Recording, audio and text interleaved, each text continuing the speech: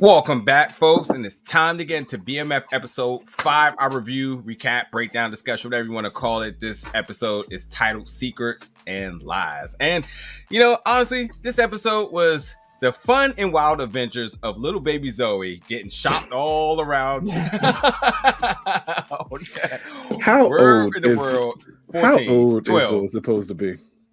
12.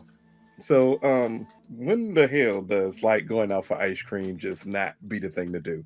I don't know no 12-year-old I could keep out all day, even the ones that actually love me, and them not ask the questions like, I don't want to keep on going for ice cream. That's not like interesting. She definitely was combative against Meech's plans, and she had a lot of questions. 12-year-olds are very curious, and yeah, it was a day for her. I mean, she woke up trying to feed her daddy pancakes, to going to school, hoping her dad picks her up, and then Uncle Meech has her. And we see the person her mama is with this episode. Cause Uncle Meech? Yeah. Uncle Meech? Okay. I know that back in the day, single mamas, every man they slept with was your uncle. But Uncle, come on. Yeah, this was right on par. I mean, like, as crazy as the day was for Zoe, it is very, very to a T authentic about how that happens. Like, we're going to have fun in this review. We're not going to sit here and try to be, because, like, the one thing I want to say, because everyone always got something to say, is that I hope people watch the very, very, very, very first seconds of the show that says loosely based on the truth.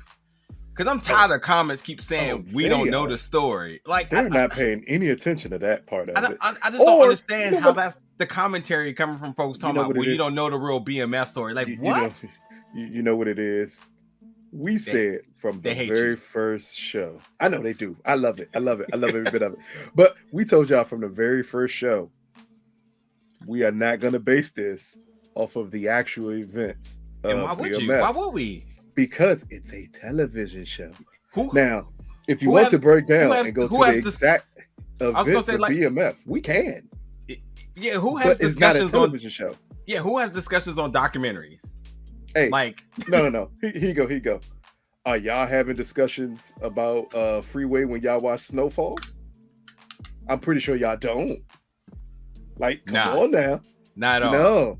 No. See, and it's because Snowfall did the thing of separating itself from its actual story, but you don't focus on that part of it. You focus on only the show. Yeah. Here, they letting you know, like, hey, a lot of this is fictionalized, but some of it is true. Yeah. Guess what? Because of the statute of limitations, you know what you ain't gonna go into details about? Let me help you out here. There have been a couple of murders on this show. There is no statute of limitations on murder. So if you think they're gonna, come on, son. Let's be real. Let's have fun with this being a show. That's it. Got a season 2. Already got announced for season 2. 50 just posted on Instagram recently. Him and Meech's conversation. So Meech is fully endorsing it. He's getting able to tell his story. They obviously talk creative and whatnot. So like, it's just TV, folks. I mean, anybody who thinks this is real life, I hate to be the one to disappoint you. It's just, I don't know. But yeah, let's get into today's episode. But yeah, like I said, Zoe, she was used as collateral because Meech had to try to figure out a way to get back at Lamar, who is living his best life, waking up, getting smashing some cheeks. His daughter, as we call it in hood, pharmaceutical living. That's what I'm gonna call it. Slipping, because he was slipping big time. Yeah, he forgot all the codes of the street. It was like, I'm just gonna lay up here. Everybody know my family is. I'm just gonna lay up here and be perfectly fine with everything. Like you, I think it speaks volumes, and I know I'm skipping ahead a little bit, but I just gotta say that to get back to the beginning of this episode. It speaks volumes that Cash Doll's character at the end of this episode, or halfway through the episode, when she was like, "Is this between you and Meek street shit?" because it shows her awareness of the situation she's in. Yeah. Something that we've not seen Lamar yet address. He's been the bully. And I think that's why this is my favorite episode of this show so far. This one felt like they finally came together and said, yes, we've gotten through the preposition of showing you who these characters are. Now let's just show you what these characters do. Gotcha. And here, with Meech making that decision, that was the smartest decision in the world. Because on other shows, that decision would have been made by the second episode. You snatched one of my questions away. I was going to ask you, what did you think about his decision? But okay, so let's put this on the table. Is this truly Lamar's weakness? Yes. Everybody got one. If you in street life, that's why they tell you never expose your family that way. Because and it's different codes for Black Hood Street stuff versus what we're accustomed to seeing in mob movies where families are off limits. Yeah, that has never been the case. Well, it's interesting because I don't want you to jump this question either. I firmly agree with that. But it's also telling that Lamar gave T the pass in the mall when he was with his family, what makes you feel like that's the, what they're accustomed to. So not only did I feel like what Meech did in true T's reaction is like, wait, this one's way past the limit because T knows because T got held up firsthand with it. So he understands with that courtesy of like family, kids is involved. Mm-hmm. This ain't the time. Meech is more like, nah, go straight for the weakness, Do you think T gets that bypass if witnesses wasn't around? I don't know. Because to me, that's a good question. That's why T got that bypass, because they were in a mall.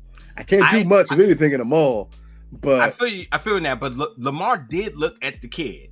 He did look at the kid, and this is why I said that last episode. I said Lamar's biggest goal was to get his family Black over the streets, which they do go bang bang. They do go bang bang because in this scenario, the kidnapping was because of a street collateral move. We take the kid, we get the product back. We get our stash back. And when he loses the kid, the family crumbles, but so did the system around him tend to, have issues where we see one of his best soldiers get compromised. But if you pay attention to what Lamar said, see, here's the thing why I think the streets mean more to Lamar. Okay. He literally got on that phone and said, do what you got to do. It don't matter. Like, at that point, he had come to the conclusion, like, if she ends up dead, she ends up dead, but I'm not giving you anything. So he made a decision for the streets to supersede his family. It just so happened his boy got put in a position where he knew, what do you say? I'm dead either way. Mm-hmm. Like, I give you this, I know what's going to happen. Mm-hmm. But if what Meech was telling him, like, I'm going to tell Lamar, like, you had a chance to save her, he like, I'm dead either way. Like, it doesn't matter. Because Lamar had technically made a decision that if Zoe had to die, she had to die. Yeah, and I think, and you're right, because that's straight from out of the episode. I also think it's pump faking. I think he said that to hold his street statue, but I think he absolutely values his family when he's with him. Oh yeah. But I mean, like I feel like he's showing two different faces, which is why I think we're both right here when it comes down to what's important to him. It depends on what Lamar you're getting. Lamar that's laying in bed with his loves his family. Yes, it's slipping. You absolutely don't do that. 1000% so. Which is why they didn't know where Meech lived at. Because he's not doing the same. He's not staying where his product is not where he's staying. His girl's not where he's staying. Dealing with her, and she didn't know where he lived. Yeah, exactly. You never expose yourself that way. Yeah, like, come on, man. I'm sorry, man. I know Starz don't do this, but I would love for Starz to have their yearly superlatives of like best character, best performance, and so on. Because I was P Valley this year, but I don't know. Yeah. Between Uncle Clifford and Lamar, been two of my favorite characters in all of television. Like, really, just really, really in depth from. And coming from people, I mean, Uncle Clifford is, obviously played on the play. That's a different level though. Yeah, Jesus, but I mean, like, but character for character, like these two characters have been easily two of my favorite characters, and Lamar's been just the performance alone. I think I can shock you here. For this show, Meech is my favorite character. I think that's an easy get. But you know how I felt at the beginning, and I said he was the weakest thing on this show. Yeah, but I think it's the more the show goes along, the more comfortable he gets as we playing his role. As we said, it could happen that way. And to me, this episode showed just what I needed to show. Yeah, pilots are hard. You make or break what happens to the show by the pilot. You can shoot a pilot to be ruthless. Yeah, you need one to be ruthless. Yeah, and T is kind of the softer one right now. And Meech did the perfect thing by saying, "Oh no, he got a weakness. You ain't gonna like it." Yeah, and you see T first said, "It don't even matter. We got to do it." Yeah. And then he realized what Meech was going to do, and then he wanted to backtrack. You can't backtrack. And Meech had the best speech of this episode is when T tells Meech, like, "I can't believe you did this." And he said, if we didn't do this, we had to kill him. And T's like, "Oh man, maybe that'd been the best solution." And Meech pointing out, "You're not built for that." Yeah. But it also gives the inner mind of Meech to let you know, technically, he would have never harmed her. I'm gonna come back to that for a little bit in a second, but I think Meech, again, the pilot episodes are hard. If the pilot isn't convincing enough for the network, then there goes the entire series, And it's his first time getting on screen, and he's living up to his father's legacy and wishes, and his father's in his ear. 50's in his other ear. You got the showrunner. There's a lot of pressure. By all means, this role is for him, but it just took some time. And I do agree. Like this has definitely been his strongest episode thus far. But Lamar, and it doesn't matter though, because in every dynamic of dramas or I don't know, even superhero movies, you have to have a good bad guy to have a good guy. And I'm not saying one of those are whatever. But this is the war between the two of them. Wherever side you pick on, you have to have formidable opponents in order to make it a good outing. Folks, you can't have a good football game if one person runs up to score 100 points. Hey, don't say that. It's plenty of people that love Tom Brady. Yeah, no one's watching Boise State get destroyed by Alabama and say, "Man, I like that Boise State team." We'll come back to the brothers in a second. This episode, Secrets and Lies, and it was a lot of foreshadowing in the beginning, and at some point we knew it was going to come back down to that, and I think it was very predictable where it was going to go because Mom Dukes is very admirable about T just being a bystander to his brother's doings. She had her biker boy vision on this entire season. She's had that biker boy vision on. She just can't see that T. Like when she doesn't want to. When they're in a deposition, they start pulling out the pictures. Like, is this you getting out of this car? Is this you with your brother? Like, Dad knew then. He like, yep. He in his life. Mom should be that way. He's not in this life. Yeah. Like, all right. And it should be that way. It absolutely should be that way. I tell you what, though, you're talking about Pops. Pops ain't see, hear, or do anything until he heard the words 25,000. Yeah. What'd you say? Just like a nigga. He came cold out the kitchen. 25,000. What? That's a lot of money. I tell you, that character is a very, very scary thing. It is completely detrimental to it. I don't even know what to compare it to, but if anybody's ever been around somebody who is this bloodlusting for money and that's all they see and know and willing to sacrifice everything for it. But keep in mind, it's not all just money because he won't take Meech's money for anything. Yeah. If it's illegally gotten, he ain't taking it. He ain't touching it. Yeah. I mean, this is one of the cases of like if T wins. I mean, well, for show purposes, if T wins the case, then Pops is going to. I mean, he's going to have his own lawyer to decide, stating why that's all his money or the family money, and we should be together. He said that's enough for Terry to go to school, do everything. He said the key part though. He said it's enough for Terry to get from under his brother. Yeah. He still sees Meech as influential on anything Terry's doing, and he's thinking the money can separate those two. I don't believe it. I think in the end, it's a dislike for Meech that's driving him to want them to take that money. Because he's thinking the moment you get that money, you're out the game. You don't need Meech. He doesn't need Meech at all. Yeah, I still don't see that. I see his father saying, "We got money now." Soon as he say T in the room, think so. I think he's gonna say we, family, and then I. He doesn't care about his wife right now. He really doesn't care about T's. I think he's mad at his wife. I think he absolutely loves and cares about everything with T and his daughter. I think that's fair. I think his hatred not hatred, but his dislike currently with his wife is because of Meech. I think everything has to do with his ego. Yeah. Everything has to do with Meech. I think Meech. But go back to the old. Hold up for a second. Go back to the old hood movie Jones with the black parents and a black father. Yeah. Like that firstborn. That's his firstborn son. He broke his heart, and because he broke his heart, like everything right now is I don't like you. Yeah. Like you disappointed me to a level no one could match. Because this wasn't the life I had for you. Also, too, like, I firmly believe the character ego is totally superseding everything.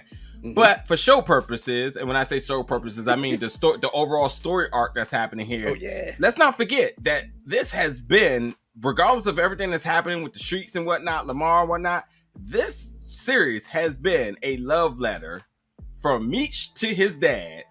Of what his depiction of what their relationship was during this, and also a plea to state that Meech is a good person. Clearly. That's all this is. He's a good person, and his dad didn't give him a chance, and all sorts of different things. It is literally that. That's all it is. And we're talking about Big Meech in real life, Big Meech, and him telling his story about himself and his relationship with his dad. Nothing else. Literally nothing else. There's a bunch of different. There's some street stuff happening. There's a brother involved here. There's a sister. None of that matters. Oh man!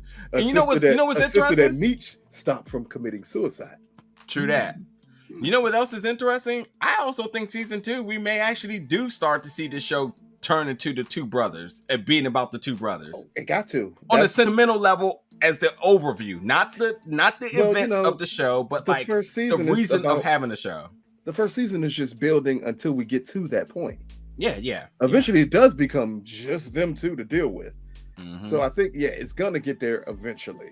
And like these are part of the pitches to when you sell a show, or you want a network to buy into a show. They want to know, well, what's the show's about? Why are you doing the show?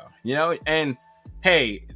I want to be able to tell my part of the story, yes, but also I want people to understand that a lot of people criminalize me for this and that, but I want people to understand that like I didn't always have it easy. I didn't have a good relationship with my dad. Executives are gonna say, "Oh, I can get with that." And they're like, that is that I love like every successful black show. No one has a good relationship with their dad on a black show, except for Rock. But Rock didn't have kids. Yeah, this will work. Exactly. Hey, black trauma and killing. This will work. And gangs. Good God Almighty. We need 3 Where's seasons 50? Where's 50? That's the first thing. Where's 50? Folks, as we continue talking about the show, let us know in the comments though. Like, how are you feeling about the show thus far? This is the 5th episode, and we both agree this is our favorite episode thus far. Man. Let us know thus far how you're Lamar feeling did his about best the show. screw face in this episode. I want them dead. I want their families dead. Hey yo, we gotta try to get an interview with Lamar. That's a must. He didn't do the press day. He has to.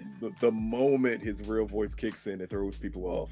Yeah, he's just. I think his performance is the moment the British accent kicks in. Yeah, they like, oh, so you just like, so you and Franklin are the same person. Yeah. Yeah, what's his name? Franklin's real name. Idris? Yeah, Damson Idris.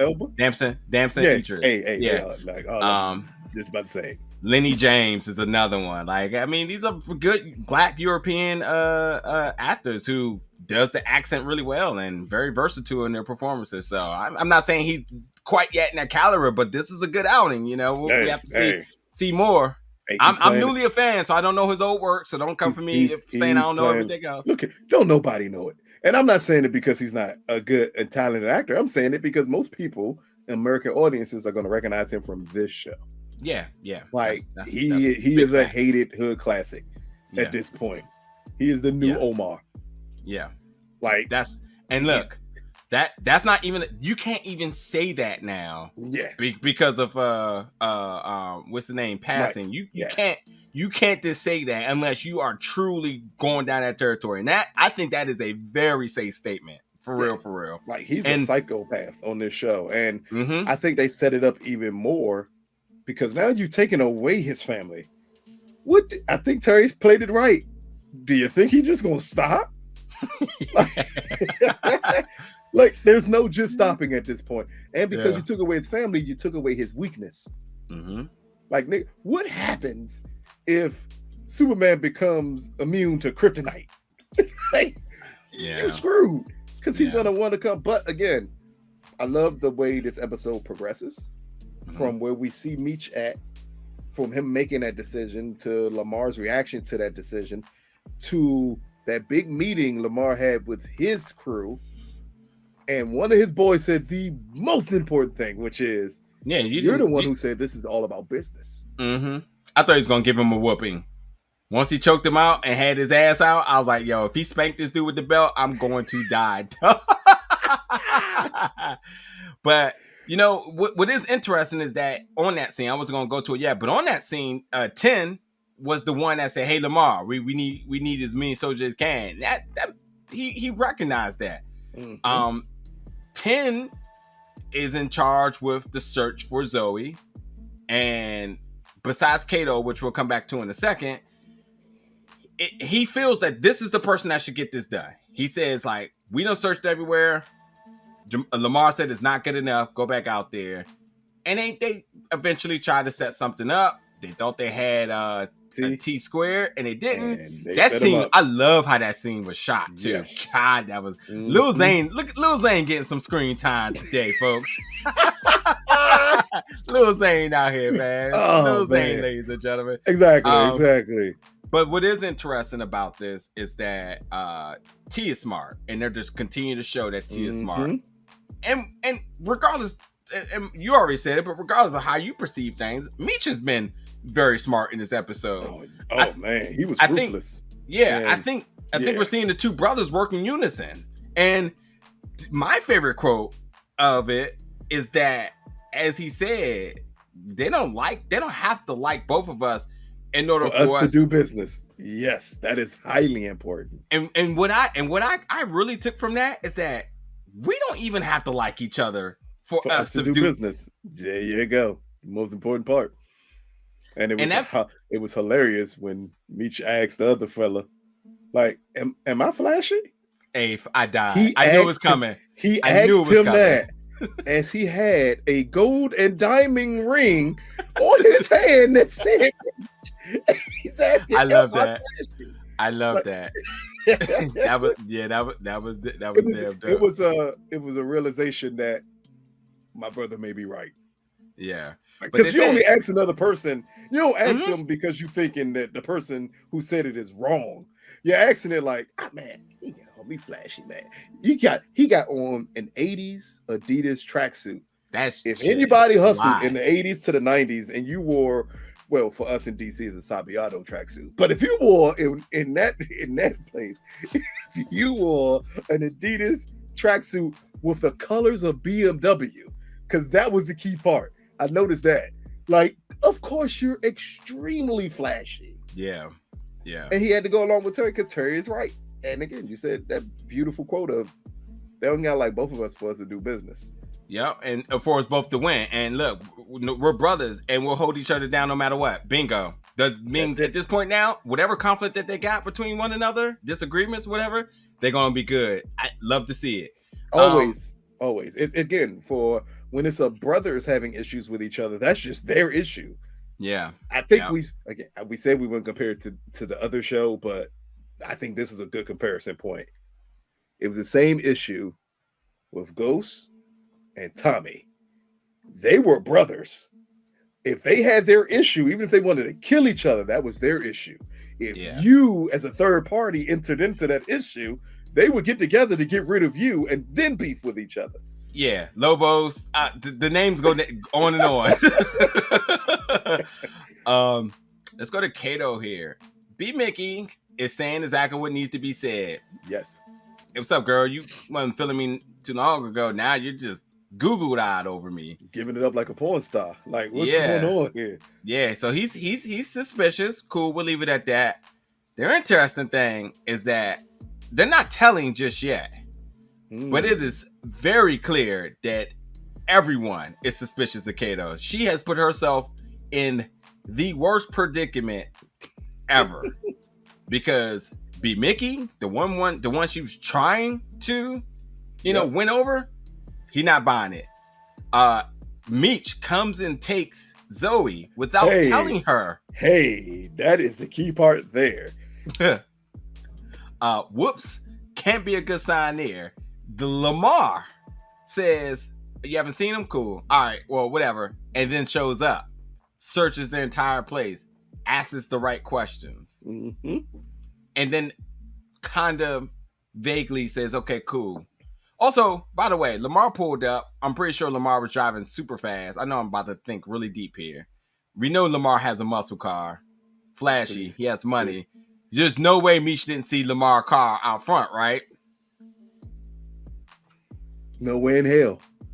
Yeah, so no way in hell Meech didn't go there to check on Zoe, heard Lamar pull up, and he grabbed her. Yep. So at this point now, it's only a matter. Christmas is canceled for Kato.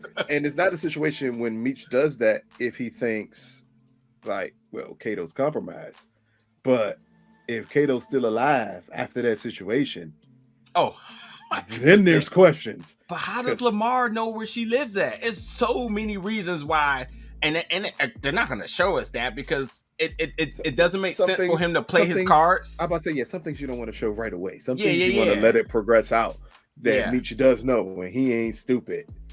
Yeah. Just it's the same thing with T setting up the plan when he knew they were coming. He said, you handle that. So like they're thinking 3 steps ahead without telling. So it's good for television, obviously. But we want to know the facts. So it's gonna be, I can't wait. Episode 8. It's gotta be episode 8 where everything seems all cool. And then they're gonna be like, so I got a question for you. It's gonna be B Mickey gonna put a bullet in her head. Yep. Now let's talk about B. Mickey now. Now, when it came down to the interrogation of 10, here's what's really, really interesting. And I feel like I may have missed a part, but I'll just drop it in here. T is fully aware of the situation with Meech because Meech said B. Mickey is the reason we're in this right now, which means he was honest. He was honest because B. Mickey said, nah, I'll say you did it. But nah. Meech said, no, B. Mickey's the one that pulled the trigger, which, okay, cool, whatever. He told his brother that, even though the street shouldn't have known that because it makes sense that the head guy should be the killer, but Meech isn't the killer, which has, if you didn't know, has been confirmed once again in this episode because 10 said, you're not a killer. He's a businessman. Also, I'm pretty sure there was a make sure you put this in the script. Damn it. That's all. Hey, when that scene came up and he said, "You're not a killer," I'm thinking, yep, good job, Meech. Good job. Good job. He's like that. Make sure you highlight in there. I am not a killer. Like, that's not what I do. Hey, folks, I'm trying to tell y'all, I gotta pick up on these things. But what's interesting is that so T is aware of how the interrogation of J-Mo went. T has already been kind of offset with B Mickey, but it's whatever. So this is the first time we've seen the two of them working any type of operation together. The interrogation of 10 to figure out where the product is. Okay, cool. Their way didn't work. B Mickey is ready. At some point, he's ready to do something stupid. And he's ready to shoot. He ain't thinking. And T's just like, nah, whatever. Ultimately, to the point that they could not come up with a decision. So Meech had to come in. He does the business. The business mind of things. He comes in. He gets 10 to essentially flip, which works out for him because he's the one that brings back Zoe, which regains. I'm not gonna say regains his trust, but it adds further trust to Lamar. Lamar didn't even care about that though. Like Lamar definitely stepped off as soon as he got him. But we'll see if that makes any difference later. But it has to. You have to now start thinking about suspicion going left and right here. So you mean to tell me that you just got your ass beat, they interrogated you, and then they just let you go? Because that's not what happened to J-Mo. we know what happened to J-Mo. Everyone knows what happened to J-Mo because J-Mo's gone. His body's been found. Who could have done it? Meech. So Meech, you mean to tell me? So, and that's what the other big question was. Everybody kept saying, would Meech hurt her? And it was questionable. If you know Meech, you know he's not a killer. I never thought she was in danger. Yeah, but the streets don't know that because J-Mo, and that's what they didn't need to know is would he actually kill her? Yeah, so and that makes sense. And that's why Meech's reputation of killing J-Mo was important because of what B Mickey did. But internally with the 50 boys, I mean, well, not everybody, but three of them as well. We'll just say Kato. Well, Kato also says she didn't know what happened. So she, B Mickey's not pillow talking. Good for my man. But the important thing here is that now with 10 bringing Zoe back, which is like a good thing. But wait, they let you live? Questionable. The other thing with Kato and Lamar being there, questionable here. There, a lot of people got themselves in bigger situations than they ever could realize. The 50 boys are good. They got their stash back, the product, they got the money, everything's good. The conclusion of the episode where they talked about plans going forward, we'll wrap up with that. But everybody else is definitely looking the other way. I think the only thing now that we really don't have an indication on is where's T and B Mickey's relationship. Like, are they trusting each other, or are they just like, look, we're just here? Nah, I think T trusts Big Mickey. I said Big Mickey. B Mickey. I'm not calling him Big Mickey. That's just never gonna happen. B Mickey. I think T trusts him, but the issue trust him. But I think the issue is he knows he's a hothead. Okay. Like he just knows, like, hey, like. He will shoot somebody in the heartbeat, and because he never sees the bigger picture. Everything is just you're not doing what I need you to do. You got to die. Like no, that's not always the answer. And I think between the interactions with T, when T's like, no, I'm handling this. This is what we're gonna do. To Meech coming there to end, like no, untie him. Like, do I have to do everything? It's showing that. They trust B Mickey, but they understand he's a hothead. Yeah, and to me, he still comes off as the younger brother of the three. It's like my guy from The Wire. I can't remember his name right now. Fuck, Weebay. Also, Weebay. Yeah, like you knew Weebay was a knucklehead. In the end, he never saw the bigger picture. Yeah, but he was loyal to a fault. Also, to the statement earlier. I just wanted to rest in peace, Michael K. We bringing up The Wire so much. Just one of the greatest, man. Like I really firmly believe in my heart that if The Wire wasn't successful, this genre of television would not be going this far, this hard. It would not exist without The Wire. Yeah. And that's why you can always refer back to it. It's almost like the Bible of this type of television. Of street television. It's The Wire and the offshoot of The Corner and stuff like that. That bred the need for shows like BMF, like Power, like anything of that nature, because it showed that you can tell this story from a Black perspective and people care about it. Yeah, and that's all BMF is showing here. BMF is, in the end, I know people want it to be word for word, line for line, like reality. Nah, they don't want the show to do it. They want us to be that. Look here. They want us to be we need to be politically correct about everything. Like, here. Watch the show, but tell the real story. A couple things here. First things first. It's way too much stuff I done been through that, damn it, all you getting is preposition. You're not. I already saw another comment. You're not a street dude. I seen that one too. That's another favorite. That's interesting. Yeah, that's a comment. You know what? Whoever said it, you're 1,000% right. You're 1,000% right. I am not. I don't even want to give it the perception that I am. Yeah. I just happen to have certain knowledge about certain things. That's guys. I do research. We do research. Research. Next week episode, make sure you drop your social security, because everybody want to know everything about everybody. So let them look it up, right? But yeah, this episode, man, Kato was wilding left and right. Her future to be determined. But the last thing I want to talk about is something that I really appreciate. Oh, I forgot that I didn't say this too. The scene where they kidnapped Tim. Man, T is a cool dude. I really like how that scene was shot. I know I said that, but like, T is a cool dude, man. Like that's one thing they had to put on the plateau. Like, yeah, look, I get it, Meech is flashy, but T is a cool dude, man. He's just unbothered. He does what he have to do, man. Like, I mess with T. But yeah, the other two dudes alive? I questioned that. Yeah, they just left. Yeah, I saw one head move. I looked. Yeah, I saw. Wait a minute, that's no. Yeah, go back and tell your homies that he got kidnapped. That's all that is. No. He'll tell them after what happens to him. You can die though. I need you to die. I mean, yeah, you don't gotta know too much of nothing to know that if you come back alive, there's a bunch of questions already. What's that trend happening on Instagram right now? All the red flags. Yeah, get kidnapped and then come back. That's a huge red flag. Yeah, red flags. But the really cool thing in this episode was seeing the Harris brothers share the screen together. I've been waiting for this. And Pat and Detective Brian, I've been waiting to see when they would share a scene together. And besides this, my fandom of the two actors, to me, the two characters, I kept saying, well, when, how, and why? And this is not what I predicted. This is not what I predicted. All. This is not Pat trying to snitch. Yeah, a business negotiation, yet snitch? First of all... Come on, Pat. Pat is the jealous old nigga who will just like try to bury you under the bus when he thinks you're gonna pass him by. Yep. Yeah, and he played it perfectly. Like, what makes you think I'm upside with you here?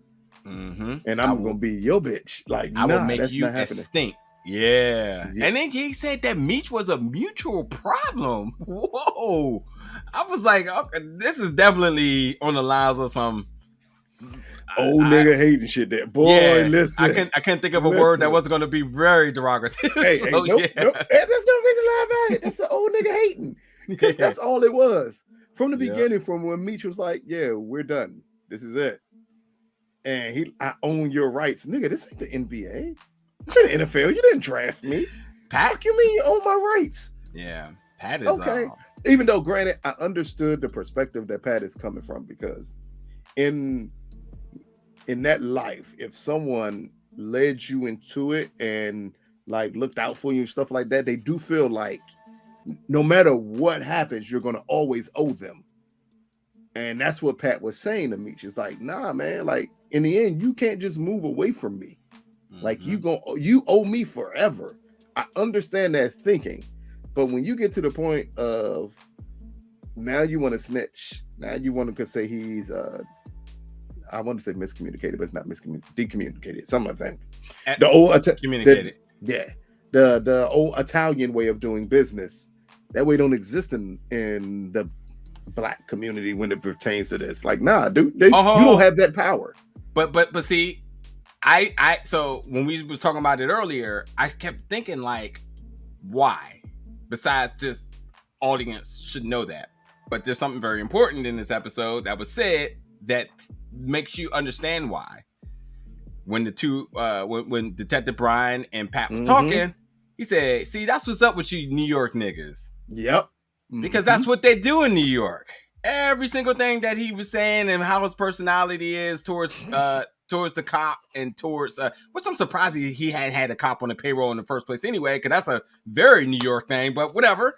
And not even just a New York thing, just a very kingpin type of thing. So but then it shows the level that Pat actually is at. Yeah, that one, and it shows the difference of thinking between him and Meech. Yeah. Because the hierarchy, that's mandatory. Somebody from the police department is on my payroll. Yeah, fuck wouldn't they be? I need to get out of shit. Confused how Pat is. Beats me here, but yeah, that's why he had.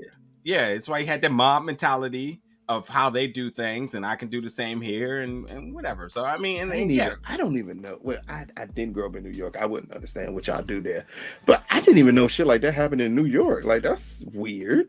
I mean, the Italian mobs and stuff were in New York, and no, I understood that part, but from a black perspective, like, nigga, you don't control anything.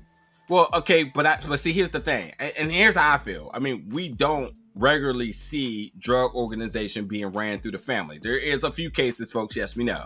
But if you think about how successful these generation of Italian families have been, it's because they have ran it as a family organization and created generational wealth, which is why these Italian families are still wealthy from that. Yes, so you have to sit, you have to be in Queens saying like, damn, I wonder how we can do that. So what does he do? He goes to Detroit, sets up his little family and thinking that's going to be the same thing. And he says, I got Pat and T under me and I'm already, he's already getting over on them, which is, you take care of your family. You don't get over in your family. So that's strike number one. But yeah, he had that same. Stepping on their dope, getting his own supply. He's doing everything opposite. Wrong. To make them respect him. So bottom line for me, my conclusion is that Pat is getting too comfortable and this is slowly his demise here. So he had these big dreams of, I'm going to be the biggest in Detroit. And well, look what you did. So, but then we do also know, because this is just the beginning part of this, we know that other people are introduced from Detroit in this scenario. That I think further shows that Pat didn't have the control he thought he did. Which is the key part here. Again, I think it's real key to point out that Pat is from New York and he moved to Detroit.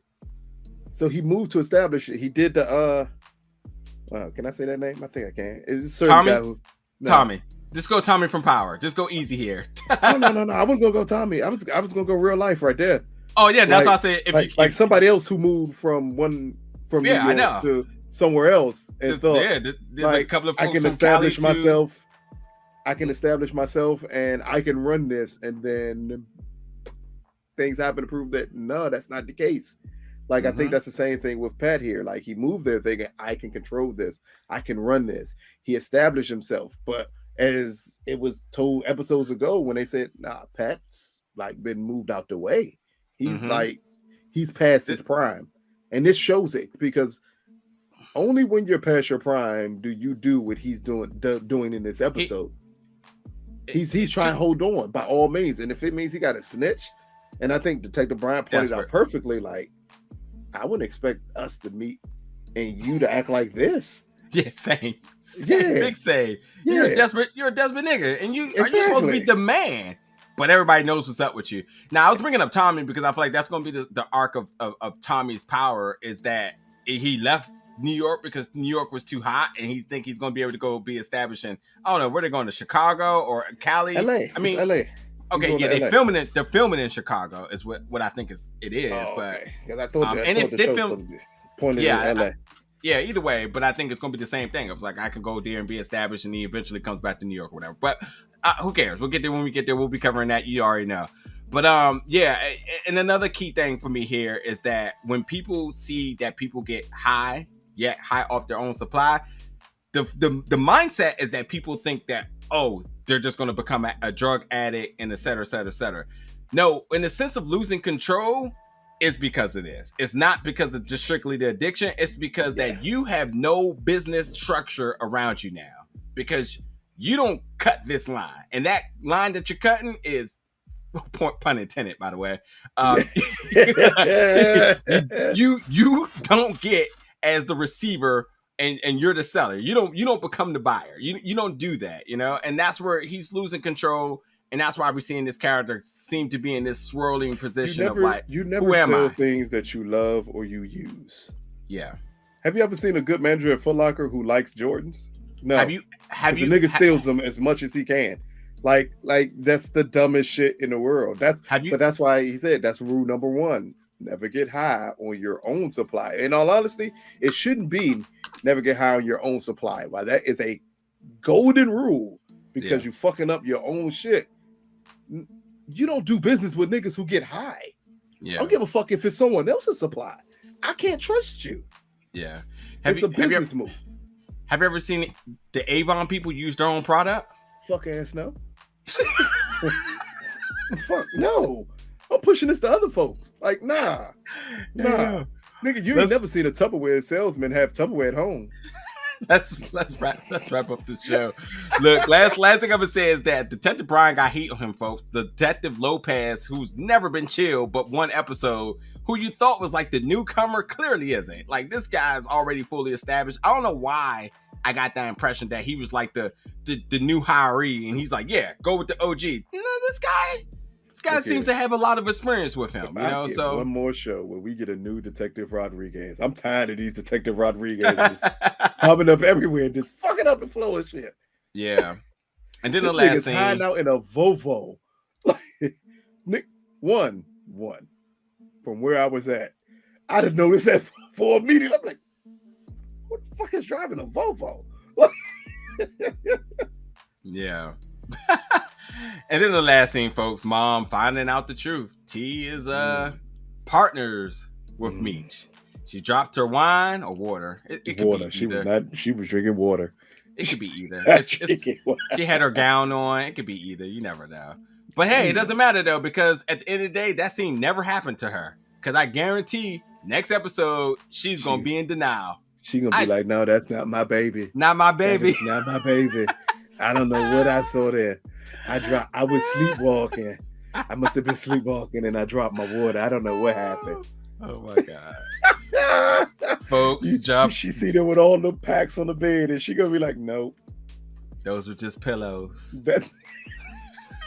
He had 6 pillows on his twin size bed. Okay. Coke-filled pillow. He wanted to get comfortable. Mm-hmm. That was sugar. That was just sugar he borrowed from somebody. What a nice neighbor Meech is by bringing him some sugar. That's all that was. Gonna be something silly. All right, folks. Well, let us know what your thoughts about episode 5 tonight. And not our realism and focusing on the plot and everything else. Even though I don't read the comments, so I gotta go in there and see what y'all been saying, because that means y'all been wilding in there. I need to go have some fun, Joe. So I'm definitely gonna be in there. Because I'm gonna answer comments. Is my hater in there? Because that would be the person who. Nah, I did you a favor, but it's cool. I like him though. Like, he hated on me every episode. It's just unnecessary. It always gets flagged because it's just like, bro, like why do you? You know what? And I swear he listens to like 30 seconds of it and like he don't know what he's talking about. And I'm a serious form of flattery is a nigga who takes his time to post a comment about you. You don't understand how good that makes me feel. You took time out your day. And that's for everybody here. Negative, positive comments, no matter what. We absolutely love it because you're taking time out of your day, your busy schedules, and to not only sit and watch this with us, but to interact with us. And I like interacting with y'all from time to time. Even if y'all hate, I'm still gonna interact with you because we can have some fun. We go back and forth. Or for people who just want to know more information about the show or our thoughts on the show and things of that nature, like, man, that's the dopest thing in the world, man. We only do that for this reason, because other than that, I could just talk to this dude offline without y'all being present. Amen. And the only thing I'm gonna add to that too is, by all means, say whatever you want. I'm not screening comments out there. Like you can post whatever you want, not negative, positive, whatever it may be. If you want lose number, like there's been some of y'all I will give it to. Do what you got to do, but be respectful is all I ask for. You can absolutely disagree and be respectful. That's all. That's major. You could be disrespectful with me. Just understand, I am not a respectful person. So if you disrespectful me, hey man, look here. You're gonna make that other Lou come out, not the one who does reviews. you just an internet boy behind a keyboard. That's all that is. That's it. That's it. That's word on the street. Hey, them Twitter fingers. I'm telling you, them Jones serious. That's word on the street. Serious. Hey, but we love y'all, and we'll see y'all next week. Thank you so much for tuning in for this review, folks.